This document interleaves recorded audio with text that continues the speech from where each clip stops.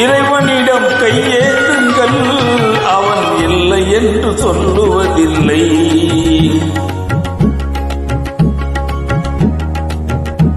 பொறுமையுடன் கேட்டு பாருங்கள், அவன் பொக்கிஷத்தை மூடுவதில்லை. இறைவனிடம் கையேந்துங்கள், அவன் இல்லை என்று சொல்லுவதில்லை.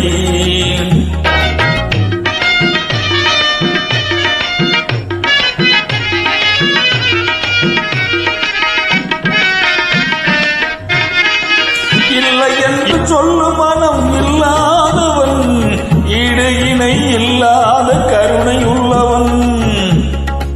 இன்னல் பட்டு எழுந்துகளை கருக்கின்றவன், எண்ணங்களை இதயங்களை பார்க்கின்றவன்.